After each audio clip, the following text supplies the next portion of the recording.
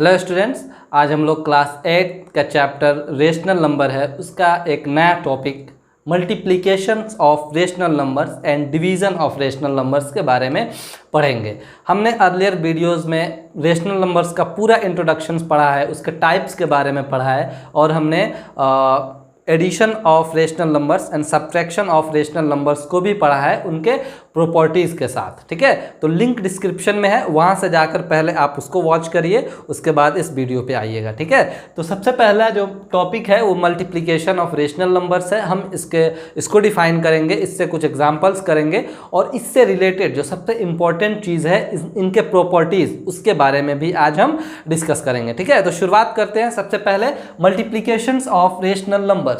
For any two rationals a by b and c by d, we define a by b into c by d is equal to a into c is equal to b by b into d। क्या मतलब हुआ इसका कि कोई भी दो rational number, एक a by B दूसरा c बाई डी, तो उसे हम कैसे डिफाइन करते हैं, यानी a बाई बी को सिंपली c बाई डी में मल्टीप्लाई करते हैं, तो a को c में करते हैं और फिर b को d में करते हैं। ये बहुत आसान है, जैसे हमने फ्रैक्शनल मल्टीप्लिकेशन पढ़ा था, फ्रैक्शन को मल्टीप्लाई किया था, सेम पूरा प्रोसेस जो है वही अपनाएंगे। बस फ्रैक्शन में निगेटिव नहीं होता था, यहाँ पर आपको निगेटिव नंबर्स भी देखने को मिलेंगे और उसी को हमें एक नए तौर पे सीखना है कि अगर निगेटिव देता है तो उनको कैसे, उनके साथ हम कैसे डील करेंगे। जैसे एग्जांपल लेते हैं, लेट्स से एग्जांपल मान लीजिए कि हमने क्या कर दिया, -3/5 इंटू 8/-7। ठीक है, देखिए ये भी रेशनल नंबर है, ये भी रेशनल नंबर है, तो क्या करेंगे, हम बताए थे कि सबसे पहला जो आपका काम होना चाहिए वो रेशनल नंबर को देख के ये देखना होगा कि क्या किसी रेशनल नंबर के डिनोमिनेटर में निगेटिव है। अगर है तो उसको कोशिश करना है कि उसको ख़त्म करना है। जैसे यहाँ पर तो दिख रहा है कि ये -7 है, तो सबसे पहला काम इसको ख़त्म करने का है। तो इसका उपाय हम क्या बताए थे कि इसमें -1 से ऊपर और -1 से नीचे आप मल्टीप्लाई कर दीजिए। हमने यहीं पर कर दिया, आप अलग कर सकते हैं, तो ये क्या होगा, ख़त्म हो जाएगा नीचे का माइनस। देखिए जैसे ये ख़त्म हो जाएगा, -3/5 इंटू 8 में -1 से करेंगे तो -8 होगा और 22 -7 -1 को मल्टीप्लाई करेंगे तो कितना हो जाएगा, +7 हो जाएगा। ठीक है, तो हमने क्या कर दिया, इसको ख़त्म कर दिया। अब सिंपली जैसे हम फ्रैक्शनल जो मल्टीप्लिकेशन बनाते थे वैसा ही इसमें भी करेंगे। देखिए अगर कोई कटने छटने वाला है यानी कैंसिल होने वाला है तो उसको कैंसिल कर देंगे, अगर नहीं देखिए a में c से यानी ऊपर को ऊपर से, न्यूमरेटर को न्यूमरेटर में, डिनोमिनेटर को डिनोमिनेटर में मल्टीप्लाई कर देंगे। सिंपल है। जैसे -3 को -8 में मल्टीप्लाई करते हैं तो आपने पढ़ा होगा कि निगेटिव और निगेटिव को मल्टीप्लाई किया जाता है तो क्या बन जाता है, पॉजिटिव बन जाता है। तो ये हो जाएगा आपको +24 और ये हो जाएगा +7×5=35। हमने क्या कर दिया, इसको आसानी से फाइंड आउट कर लिया। कुछ भी नया नहीं है, बस सिंपल माइनस प्लस का ख्याल रखना है स्पेशल तौर पर। Let's say another example, -7/9 into 81/35। ठीक है, हमने क्या कर दिया, एक और एग्जांपल लिया। अब देखिए इसमें तो निगेटिव नहीं है डिनोमिनेटर में, पहला टेंशन खत्म। उसके बाद देखेंगे कि क्या ये एक दूसरे से कैंसिल हो सकता है। आपने ऑलरेडी अर्लियर क्लासेस में पढ़ा हुआ है बहुत पहले कि कैंसिल कैसे करते हैं। ठीक है, इसमें कैंसिल नहीं होने वाला था तो सिंपली हमने मल्टीप्लाई कर दिया, पर इसमें कैंसिल हो सकता है। हम देख रहे हैं कि 9 को 81 से कैंसिल कर सकते हैं, जैसे 9 1 जा 9 और 9 9 जा 81 कैंसिल, और दैट इज 7 1 जा 7 7 5 जा 35 कैंसिल हो गया। अब क्या बचा, ऊपर -1 और 9, तो सिंपली क्या करेंगे, -1 में 9 से करेंगे तो -9 और नीचे 5, -9/5। हमने क्या कर दिया, इसका आंसर ला दिया। बस यही है, दूसरा कुछ नहीं है। एक और एग्जांपल लेते हैं, जैसे लेट्स से -4/6 इंटू -8/ आपको 24। ठीक है, सिंपल क्या करेंगे, देखेंगे कि कोई कैंसिल आउट होने वाला है या नहीं, तो ये लग रहा है होने वाला है। 4 1 जा 4, 4 6 जा 24 और 2 3 जा 6, 2 4 जा 8। चलिए -1 में -4 से मल्टीप्लाई करेंगे और होगा ना, ये देखिए ये और ये भी कैंसिल होगा। 2 2 जा 4, 2 3 जा 6, अब नहीं होगा। तो -1 में -2 से करेंगे तो कितना होगा, +2। और 3 में 3 से करेंगे तो 9, दैट इज 2/9। तो हमने क्या कर दिया, हमें पता हो गया कि रेशनल नंबर्स को मल्टीप्लाई कैसे करते हैं। ठीक है, अब हम मेन जो इस टॉपिक का जो मेन है वो प्रॉपर्टीज़ है। प्रॉपर्टीज़ के बारे में पढ़ेंगे, उसके बाद हम उस पे कुछ एग्जाम्पल्स करेंगे, उसके बाद आज डिवीज़न को ख़त्म करेंगे पढ़कर। तो जो अभी तक हमने पढ़ा है मल्टीप्लिकेशन ऑफ रेशनल नंबर्स, अब उनके कुछ प्रॉपर्टीज़ के बारे में जानते हैं। हमने ऑलरेडी लिख दिया है ताकि वीडियो जो है छोटी बनेगी और आपको देखने में आसानी होगी। सबसे पहला जो प्रॉपर्टी है क्लोजर प्रॉपर्टी। ये बेसिकली जैसे हमने ऑलरेडी पढ़ता है, जैसे ऑलरेडी हम पहले से ही पढ़ते आ रहे हैं, वैसा ही ये भी प्रॉपर्टी क्लोजर प्रॉपर्टी। ऐसा नहीं है कि हम फर्स्ट टाइम पढ़ रहे हैं, क्लोजर प्रॉपर्टी हमने पहले भी पढ़ा हुआ है। ठीक है, लेकिन बस डिफरेंस ये है कि आज हम रेशनल नंबर्स के मल्टीप्लिकेशन का क्लोजर प्रॉपर्टी पढ़ रहे हैं। तो क्या बोल रहा है कि the product of 2 rational numbers is always a rational numbers, यानी 2 रेशनल नंबर का प्रोडक्ट, यानी 2 रेशनल नंबर्स को जब हम मल्टीप्लाई करेंगे तो जो हमारा प्रोडक्ट आएगा, आंसर आएगा, वो भी क्या होगा, एक तरह का रेशनल नंबर होगा। जैसे देख लीजिए, मान लीजिए कि 2/6 को हमने क्या कर दिया, -7/8 में मल्टीप्लाई कर दिया, तो ये कितना आएगा, लेट्स से 2 4 जा 8, तो ये हो जाएगा -7/24। तो -7/24 जो है ये भी क्या है, एक रेशनल नंबर है। तो हमारा क्लोजर प्रॉपर्टी यही स्टेट करता है कि जब 2 रेशनल नंबर्स को मल्टीप्लाई करते हैं तो जो हमारा प्रोडक्ट आता है वो भी क्या होता है, वो भी एक तरह का रेशनल नंबर होता है। लेट्स से अनदर एग्जांपल, 1/2 या -1/2 और 3/5, तो ये क्या होगा, -3/10। तो ये भी जो होगा वो क्या होगा, आपको एक क्या होगा, ये भी एक रेशनल नंबर होगा। चलिए दूसरा, तो कम्यूटेटिव लॉ के बारे में देखते हैं। 2 rational numbers can be multiplied in any order, यानी 2 रेशनल नंबर को हम किसी भी ऑर्डर में मल्टीप्लाई कर सकते हैं। कहने का क्या अर्थ है, इसमें क्या मीनिंग है कि हम चाहें तो A/B और C/D, अगर हमारे पास 2 रेशनल नंबर है तो हम चाहें तो इसको ऐसे भी कर सकते हैं या इसका ऑर्डर भी चेंज करके कर सकते हैं। यानी पहले हमने C/D को लिख दिया, उसके बाद A/B को लिख दिया। यही होता है कम्यूटेटिव लॉ। एग्जांपल देख लेते हैं, हम 1/2 को 5/9 में मल्टीप्लाई करें या फिर 5/9 को 1/2 में मल्टीप्लाई करें, आंसर जो है हमारा सेम होगा। और इसको क्या बोलते हैं, इस लॉ को कम्यूटेटिव लॉ बोलते हैं। ठीक है, अब आते हैं एसोसिएटिव लॉ पे। वाइल मल्टीप्लाइंग 3 और more rational numbers they can be grouped in any order. ठीक है, तो 3 या 3 से ज़्यादा जो रेशनल नंबर है उनको अगर मल्टीप्लाई कर रहे हैं तो उनको भी किसी भी ऑर्डर में हम लोग ग्रुप कर सकते हैं। बस ये कम्यूटेटिव लॉ 2 रेशनल नंबर के लिए और एसोसिएटिव लॉ 3 या 3 से ज़्यादा के लिए। सिंपल है, कहने का ये मतलब है, लेट्स से एग्जांपल, अगर हम A/B को C/D में मल्टीप्लाई कर रहे हैं पहले और बाद में हम E/F को कर रहे हैं, ठीक है, इन दोनों को करने के बाद, तो इसको चाहें तो हम ऐसे भी लिख सकते हैं कि A/B को हम बाद में करेंगे या पहले कर ले रहे हैं C/D इंटू E/F को। तो ये जो होगा यही आपको कहलाता है क्या, एसोसिएटिव लॉ। ठीक है, आंसर जो होगा दोनों में सेम होगा, वो बदलेगा नहीं। ठीक है, चलिए अब आते हैं एग्जिस्टेंस ऑफ मल्टीप्लिकेटिव इनवर्स। ये मल्टीप्लिकेटिव इनवर्स कहाँ एग्जिस्ट करते हैं, ये क्या होता है। तो every non zero rational number A/B has it multiplicative inverse B/A। बहुत आसान है कि जितना भी नॉन जीरो यानी जीरो को छोड़कर जो भी रेशनल नंबर है उसका रेसिप्रोकल क्या होता है, यानी A/B है तो उसका रेसिप्रोकल B/A है। दैट मीन्स कि क्या हुआ कि अगर 3/9 है तो इसका रेसिप्रोकल क्या होगा, आपको 9/3।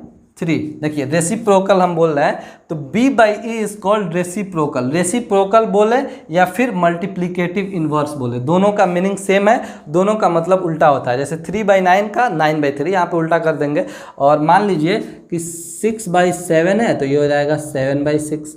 अगर मान लीजिए -3/5 है तो ये हो जाएगा -5/3। देखिए माइनस तो नीचे नहीं ले जा सकते, इसलिए माइनस को ऊपर ही रहने देते हैं। तो ये क्या कहलाता है, इसे हम लोग बोलते हैं मल्टीप्लिकेटिव इनवर्स या फिर इसको रेसिप्रोकल भी बोलते हैं। ठीक है, 2 और बाकी है, उसके बाद हम लोग 2 प्रॉपर्टीज़ पढ़ने के बाद हम पढ़ेंगे आपको डिवीज़न ऑफ रेशनल नंबर।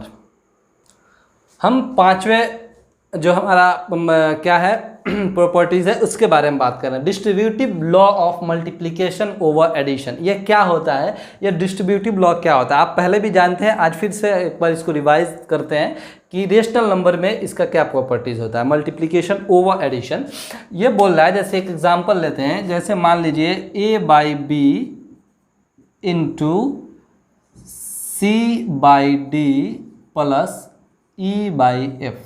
हमने क्या कर लिया, इसको ये एग्जाम्पल के तौर पर ले लिया। देखिए ये इसमें क्या होता है, इसमें ऐसा करते हैं कि a बाई बी को एक बार c बाई डी में मल्टीप्लाई करते हैं, यानी अलग अलग करके a by B into C by D. हमने क्या कर लिया, पहले एक बार a बाई बी को c बाई डी में मल्टीप्लाई कर लिया, फिर प्लस का साइन देंगे यहाँ पर, और फिर a बाई बी को हम क्या करेंगे, जो बच गया e बाई एफ में मल्टीप्लाई कर लेंगे। ठीक है, तो दोनों सिचुएशन में हम सॉल्व करते हैं तो हमारा आंसर जो होता है वो सेम होता है। इसे ही हम लोग क्या बोलते हैं, distributive law of multiplication over addition. ठीक है, चाहे तो एग्जाम्पल रखकर हम इसको चेक भी कर सकते हैं। जैसे मान लीजिए हमारे पास एक let's say example what 1/2 into 2/3 plus 1/4। हमने एक एग्जाम्पल लिया, तो अगर पहले हम इसको सॉल्व करें और फिर एक बार इस तरह से सॉल्व करें तो हमारा आंसर जो होगा वो सेम होगा। कैसे, एक बार ऐसे करते हैं 1/2 इंटू इसको सॉल्व करेंगे तो कितना होगा, 4 3 जा 12 और 4 2 जा 8 प्लस 4 3 जा ये 3, यानी होगा 1/2 इंटू 11/12, यानी हो गया ये 11/24। हमने इस तरह सॉल्व किया तो 11/24 आया। इस तरह देखते हैं, देखिए क्या करेंगे, पहले 1/2 को मल्टीप्लाई करेंगे 2/3 में, चलिए फिर प्लस का साइन देंगे, फिर 1/2 को मल्टीप्लाई करेंगे e by F. E by F हमारा क्या है यहाँ पर 1/4 है, 1/4 में। ठीक है, देखिए इसमें क्या होता है, इसमें होगा 2 कैंसिल, ऊपर बचा 1/3, चलिए प्लस यहाँ पर हो जाएगा 1/8। अब इसको जब सॉल्व करेंगे तो कितना होगा, 8 3 जा 24, 3 8 जा यहाँ 8 और 8 3 जा यहाँ 3, ये हो गया 11/24। तो ध्यान से देखिए ये और ये दोनों क्या हो गया, सेम आया। तो इसे ही हम लोग क्या बोलेंगे, डिस्ट्रीब्यूटिव। ये डिस्ट्रीब्यूट करके बनाना पड़ता है इसको, इसलिए इसका नाम जो है distributive of multiplication over addition, ये एडिशन करके है। ठीक है, चलिए अब हम लास्ट जो हमारा प्रॉपर्टीज है, multiplicative property of zero. Zero का मल्टीप्लिकेटिव प्रॉपर्टी क्या होता है, ये बहुत आसान है, किसी भी नंबर में जीरो से मल्टीप्लाई करें या किसी नंबर से जीरो में मल्टीप्लाई करें, दोनों सिचुएशन में आंसर जो होता है वो जीरो होता है। दैट मीन्स क्या हुआ कि अगर हमारे पास एक नंबर ए है, इसको जीरो में मल्टीप्लाई करें तब भी जीरो आएगा, या फिर जीरो को ए में मल्टीप्लाई करें तब भी जीरो आएगा। तो ये प्रॉपर्टी क्या बोलता है कि ए इंटू जीरो करो या फिर जीरो इंटू ए करो, दोनों क्या है, दोनों सेम है। ठीक है, आई होप आपको ये 6 प्रॉपर्टीज थे वो अच्छे से समझ में आया होगा। अब हम आगे की तरफ बढ़ते हैं, डिवीजन ऑफ रेशनल नंबर्स। तो आइए अब शुरू करते हैं डिवीजन ऑफ रेशनल नंबर्स। देखिए बहुत आसान है, अगर आपने मल्टीप्लिकेशन को बहुत अच्छे से पढ़ लिया तो ये डिवीज़न जो है वो बस मल्टीप्लिकेशन में थोड़ा सा चेंज कर देंगे तो डिवीज़न आपको हो जाएगा। जैसे आपने अर्लियर जब फ्रैक्शन पढ़ा था तो उसका डिवीज़न किया था, वैसा ही सेम है। इसका प्रॉपर्टीज़ भी पूरा लागू नहीं होता, यानी एग्जिस्ट ही नहीं करता। सिर्फ 3 प्रॉपर्टीज़ पढ़ेंगे वो भी बहुत आसान है, यानी ये अब सिर्फ 2 से 3 मिनट में इसको हम ख़त्म कर सकते हैं आसानी से। जैसे हमने क्या लिखा हुआ है कि if A by B and C by D are 2 rational numbers, 2 rational number है ए बाई बी और C by D, such that C by D doesn't equal to zero, और ऐसा कि सी बाई डी जो होगा वो जीरो के बराबर नहीं होना चाहिए। आपको पता होना चाहिए कि किसी भी नंबर में हम जीरो से डिवाइड नहीं कर सकते, तो इसके लिए हमने यहाँ पर लिख भी दिया है कि सी बाई डी जो होगा वो जीरो नहीं हो सकता। वी डिफाइन, हम कैसे इसको डिफाइन करते हैं कि A by B divide C by D, यानी ए बाई बी को हमने सी बाई डी में डिवाइड कर दिया। तो सिंपली क्या होता है, ए बाई बी सेम रहेगा, और जब डिवाइड किसी भी रेशनल नंबर के पहले लगता है तो उसका हम रेसिप्रोकल लिखते हैं, या फिर दूसरे वर्ड में बोलते हैं इसको मल्टीप्लिकेटिव इनवर्स। ठीक है, चलिए तो c बाई डी हमने क्या कर दिया, इसको d बाई सी कर दिया। ठीक है, जहां पर जिसमें डिवाइड दिया जाए that is known as dividend, हम ऑलरेडी जानते हैं, यानी a बाई बी में डिवाइड दिया जा रहा है तो a ये डिविडेंड है, और c बाई डी से डिवाइड दिया जा रहा है तो वो डिवाइजर है, और जो हमारा रिजल्ट आएगा वो क्या है, वो आपको कोसेंट है। ठीक है, यानी लेट से हम एक एग्जाम्पल लेते हैं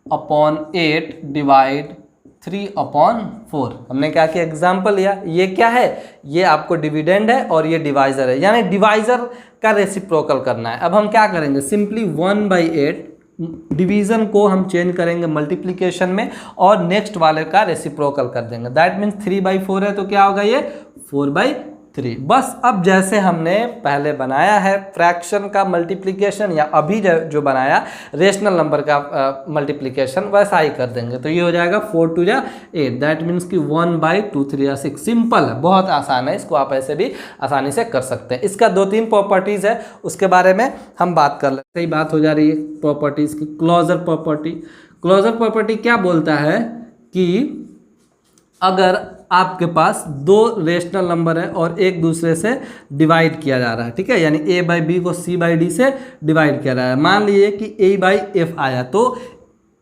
e/f भी होगा, वो क्या होगा, वो आपको रेशनल नंबर होगा, ठीक है, यानी ये भी रेशनल नंबर, इसको डिवाइड भी दिया गया रेशनल नंबर से, जो आया वो भी क्या, रेशनल नंबर। पहला प्रॉपर्टी ये एग्जिस्ट करता है, बाकी इसका एसोसिएटिव, डिस्ट्रीब्यूटिव या फिर कम्यूटेटिव वो एग्जिस्ट नहीं करता है, ठीक है, तो उसके बारे में नहीं जानेंगे। चलिए 2 में हम जान लेते हैं। किसी भी अगर रेशनल नंबर को उसी रेशनल नंबर में डिवाइड किया जाए, किसी भी रेशनल नंबर को उसी रेशनल नंबर में, दैट मीन्स कि a/b को अगर हम a/b में ही डिवाइड करें तो हमारा आंसर जो होता है वो 1 होता है। ये बहुत छोटी बात है, आप पहले से भी जानते हैं, लेकिन ये प्रॉपर्टी में आता है इसलिए हम बता दे रहे हैं इसको। चलिए तीसरा हम जान लेते हैं कि किसी भी रेशनल नंबर में अगर हम 1 से डिवाइड करें तो हमारा आंसर जो होता है वो एज टू एज रहता है, वो बदलता नहीं है। दैट मीन्स क्या हुआ कि a/b में अगर हम 1 से डिवाइड कर रहे हैं तो हमारा आंसर जो होगा वो क्या होगा, वो आपको a/b ही रहेगा, ठीक है। तो सिर्फ यही 3 प्रॉपर्टीज था।